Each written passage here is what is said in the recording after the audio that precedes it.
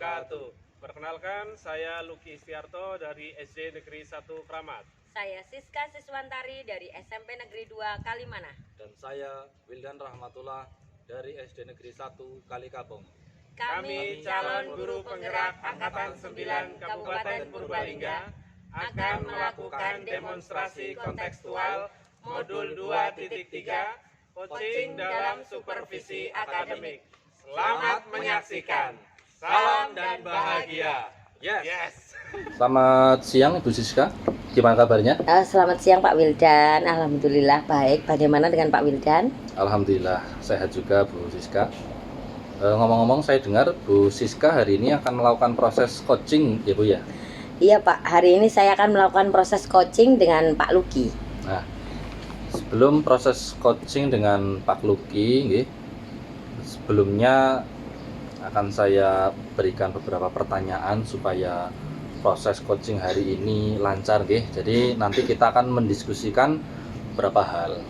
Tentu saja yang paling penting yaitu tentang rubrik penilaian kita pada hari ini. Baik Pak. Oke, pada coaching kita hari ini, nggih, Coach Bu Siska nggih dan Coach Pak Luki nanti akan saya amati dan nilai sesuai dengan rubrik penilaian yang sudah kita sepakati bersama-sama. Sudah dilihat nggih, Bu nggih? Sudah Pak, sudah. Kemudian yang saya amati nanti apakah proses coaching sudah sesuai dengan alur tirta atau belum. Kemudian bagaimana Ibu nanti memberikan pertanyaan berbobot kepada coach dan juga bagaimana si coach ini merespon atau menanggapi pertanyaan dari coach atau dari Bu Siska. Nah, dan jangan lupa juga dengan prinsip coaching kita yang sudah kita bahas bersama, yaitu ada prinsip kemitraan, kemudian proses kreatif dan memaksimalkan potensi. Kemudian pertanyaan yang pertama yang akan saya tanyakan kepada Bu Siska adalah kompetensi apa yang nanti Bu Siska kembangkan dari proses coaching kali ini? Begini Pak, potensi yang ingin saya kembangkan yang pertama adalah present Pak, atau mendengarkan aktif. Lalu tentang bagaimana memberikan pertanyaan yang berbobot tanpa adanya pelabelan begitu Pak. Oke. Baik, kemudian untuk pertanyaan yang kedua ini, Bu Siska, kira-kira kompetensi mana yang ingin Bu Siska kembangkan secara spesifik yang akan dilaksanakan dalam kegiatan supervisi kali ini? Yang spesifik itu yang bagaimana? Oh iya, kalau yang paling spesifik itu saya ingin tentang mendengarkan aktif Pak, karena kan kadang-kadang kita kalau melakukan kalau kita mendengarkan seorang itu kadang-kadang kita masih pikirannya kemana-mana. Jadi bagaimana kita bisa mendengarkan orang itu secara aktif tanpa ada gangguan begitu Pak. Intinya proses fokus saat pelaksanaan coaching atau supervisi ya Bu ya? Iya Pak. Kemudian pertanyaan terakhir, indikator yang bagaimana yang diinginkan oleh Bu Siska dalam proses coaching kali ini? Indikator apa yang kira-kira yang diinginkan? Yang ingin saya capai Pak, yang ingin saya capai adalah bagaimana coach itu nanti bisa menemukan sendiri solusi atau langkah-langkah untuk menyelesaikan permasalahan yang dia miliki Pak. Oke, artinya si coach nanti dengan kegiatan coaching ini bisa menemukan solusi dari permasalahan tersebut gitu. Iya, begitu Pak. Oke, saya rasa demikian dulu ya Bu untuk pra supervisi kali ini. Silakan Bu Siska untuk bersiap untuk melakukan coaching terhadap coach Pak Luki gitu. Oke. Pak Luki. Ya, terima kasih atas waktunya Pak. Selamat siang. Oke, selamat siang. Silakan bersiap. Selamat siang Bu Siska. Bagaimana kabarnya hari ini? Alhamdulillah baik Bu. Bu Siska sehat. Oh iya, sehat juga Pak Luki. Tapi kok sepertinya ada yang dipikirkan begitu Pak Luki? Mungkin ada ingin diceritakan atau disampaikan begitu? Ya, betul Bu. Hari ini saya masih merasa gelisah. Okay. Kemarin saya sempat WA juga sama Bu Siska, okay, terkait dengan permasalahan yang saya hadapi. Tetapi sepertinya kurang kurang mantap, okay, kalau tidak ngobrol langsung. Jadi gini Bu Siska, saya ini kan ngajar di kelas 6 Bu. Kelas 6 dan kelas 6 itu kan jenjang akhir di SD. Tetapi masalah yang saya hadapi ini adalah kemampuan anak Bu, terutama hal numerasi yang berkaitan dengan perkalian Bu. Jadi anak-anak itu belum hafal perkalian 1 sampai 10 itu belum hafal. Paling kan 17 anak Bu, yang hafal paling hanya 10 anak saja Bu, yang 7 belum hafal gitu. Paling yang 7 itu hafal sampai perkalian 5. Jadi itu Bu. Jadi permasalahannya itu anak belum hafal perkalian 1 sampai 10 ya Pak ya? Oke, betul. Dari 17 hanya 10 saja Bu yang hafal perkalian itu, hanya 10 anak saja. Berarti apa yang Bapak inginkan setelah kita berbicara nanti, keinginan Bapak itu menjadi bagaimana? Saya ingin anak-anak saya, nih murid-murid di kelas 6 ini ya, kemampuan perkaliannya meningkat pula. Tidak seperti yang sekarang ini. Jadi kalau dalam matematika perkaliannya mereka menguasai, saya menyampaikan materi apapun yang berhubungan dengan operasi hitung itu lebih mudah dan anak-anak pun jadi tidak terkendala begitu. Jadi yang diinginkan adalah peningkatan kemampuan anak ya Pak ya? Betul, kemampuan terutama dalam perkalian itu. Iya. Kalau menurut Pak Luki ya, mengapa kok anak-anak itu kemampuan perkaliannya itu kurang Pak? Mungkin Pak Luki sudah tahu atau bagaimana? Kira-kira penyebabnya apa? Gitu. Faktor dari anak itu belum hafal perkalian, mungkin karena motivasi dalam dirinya untuk menghafal itu masih rendah Bu. Ini juga termasuk anak-anak kan kemarin juga mengalami masa pandemi COVID juga.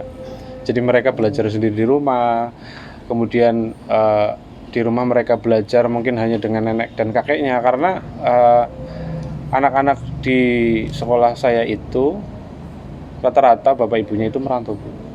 Jadi yang di rumah mereka hanya dengan nenek atau dengan kakak begitu. Jadi apa namanya? Ya namanya bukan anak sendiri mungkin gitu. Itu cucu atau adik, jadi kurang perhatian dari orang tuanya. Mungkin seperti itu, Bu. Berarti di sini yang menjadi masalah adalah mereka itu motivasi dalam dirinya itu kurang ya Pak ya? Motivasi untuk menghafalkan perkalian itu masih rendah. Iya. Motivasi untuk belajar tentang perkalian itu rendah. Betul. Kira-kira Pak Luki, sekarang itu berada di level berapa kondisi anak-anak itu Pak? Kalau sekarang menurut saya realistis saja itu anak saya masih di level 5 mungkin Bu. Di level 5. Okay. Lalu yang diinginkan di level berapa Pak? Ya kalau skalanya sampai 10 ya itu saya tidak muluk-muluk lah, paling sampai 8 mungkin cukup. Sampai 8. Okay. Tidak ingin sampai 10 begitu Pak maksimal? Sepertinya belum bisa sampai 10 Bu, karena mengingat sekarang ini kan sudah hampir akhir semester 1. Iya. Karena semester 2 pun ini nanti anak-anak paling hanya 3 bulan 4 bulan saja karena sudah kelas 6. Karena mau menjelang ujian sekolah juga. Iya, berarti realistisnya itu tidak sampai 10 tapi hanya 8 ya Pak? 8 lah. Lalu Pak, kira-kira ya apa yang bisa Bapak lakukan untuk bisa mencapai ke level 8 tersebut? Untuk level 8 saya punya rencana Bu Sis. Rencana saya itu saya nanti agar anak bisa menghafal perkalian lebih tertarik, saya pakai kartu perkalian Bu. Kartu perkalian. Jadi di kartu itu nanti ada tebak-tebakan, misalnya 4 kali 5 sama dengan titik-titik gitu, kosong tidak ada jawabannya. Jadi kartu itu nanti digunakan untuk permainan anak-anak. Jadi nanti misalnya ada 20 atau 25 lembar kartu, anak-anak bergantian dan yang jawab cepat dapat kartu paling banyak, dia yang menang begitu. Jadi dengan metode seperti bermain ya Pak, anak diajak bermain kartu tapi sebenarnya mereka sedang menghafal perkalian begitu nih. Betul. Jadi secara tidak langsung mereka pun timbul motivasi diri ya Bu. Iya. Timbul motivasi untuk menghafalkan perkalian agar mereka dalam bermain itu nanti bisa menang Bu. Ya luar biasa sekali ya Pak. Berarti di situ kan anak belajar tapi tidak seperti belajar nggih. Betul. Mereka bermain tapi sebenarnya belajar. Betul, bermain sedang bermain sambil belajar, karena anak-anak SD kan memang identik masih bermain tapi juga dibarengi dengan belajar gitu. Keren sekali Pak. Lalu Pak, kira-kira apakah Bapak membutuhkan dukungan begitu dari pihak lain di sekolah atau bagaimana? Di sekolah jelas saya minta dukungan terutama dari murid saya sebagai objek. Tentunya mereka harus bisa bekerja sama dengan saya. Kemudian yang lain juga ingin melibatkan orang tua, bisa kontrol di rumah gitu. Jadi nanti saya sediakan kartu kontrol untuk orang tua mengetahui bagaimana sih tingkat perkalian anak itu sudah sampai berapa gitu. Jadi nanti mereka di rumah bisa mengulang-ulang dengan orang tua. Dan nantinya setelah menghafal itu, anak-anak kembali ke sekolah bisa bermain dan mereka bisa lebih menguasai. Seperti itu. Berarti nanti akan ada kolaborasi ya Pak, Betul. antara jenengan sebagai guru dengan orang tua ya Pak. Betul, Ya. nggih. Oh iya iya. Baik sekali ya Pak, ini nanti sudah menggunakan permainan lalu ada Betul. kolaborasi. Nggih. Lalu kira-kira ini akan dilaksanakan kapan Pak? Ini secepatnya mungkin, Ki. Mungkin minggu depan. Minggu depan sudah bisa mulai ini, karena kan hanya nanti saya menyediakan kartu saja. Insya Allah dalam waktu dekat bisa saya laksanakan, Bu. Oh begitu ya Pak. Lalu Pak, kira-kira ini kan kita sudah ngobrol singkat seperti ini. Nggih. Apa yang sudah Pak Luki dapatkan begitu? Saya lebih mantap, Bu. Mantap dalam arti apa yang sudah saya rencanakan, karena tadi sudah ngobrol dengan Bu Siska. Artinya gambaran saya nanti lebih mantap lagi dalam melaksanakan rencana yang ya sebetulnya sudah lama ingin saya laksanakan, tetapi karena ada beberapa faktor jadi belum saya laksanakan. Jadi plong rasanya tidak begitu gelisah lagi karena sudah bisa cerita dengan Bu Siska. Iya, terima kasih sekali juga Pak Luki sudah mau mengobrol dan berbagi dengan saya.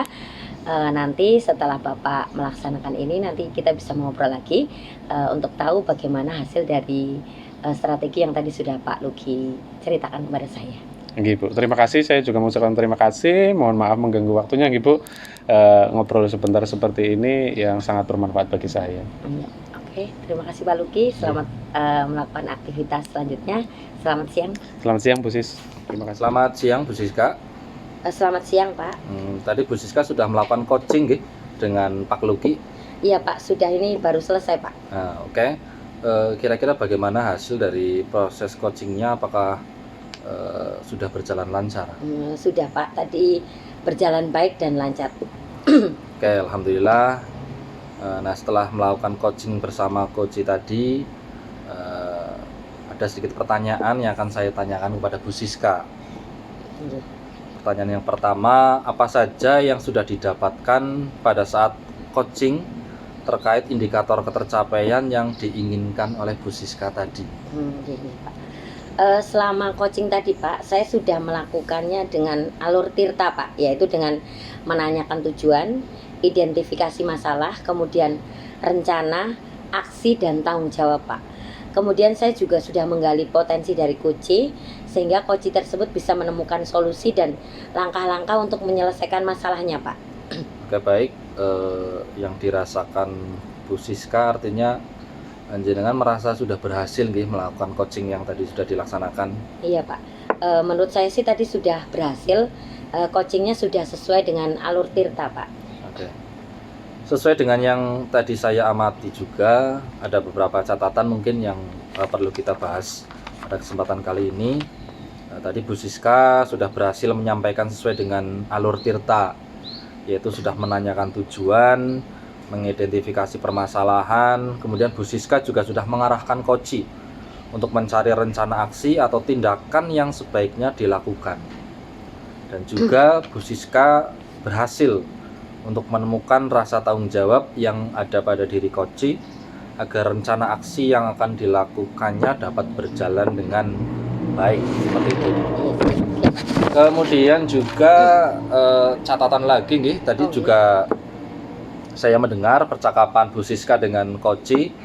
Bu Siska sudah fokus terhadap coach, artinya itu presence-nya sudah bagus.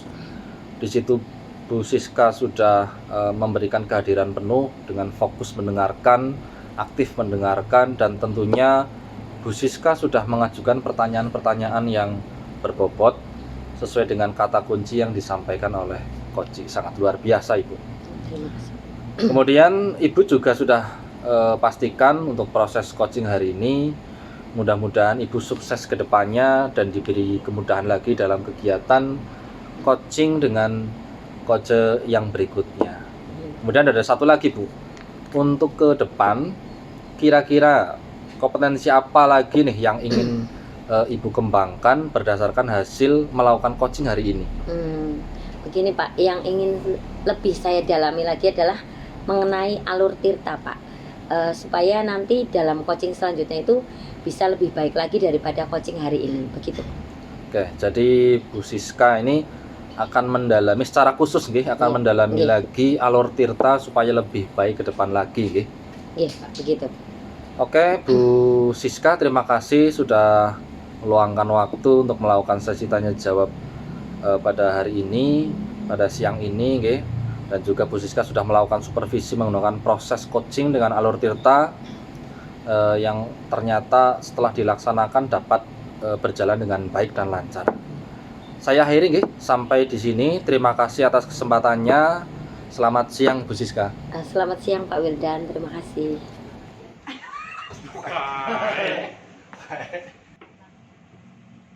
Oke, selamat siang Bu Siska.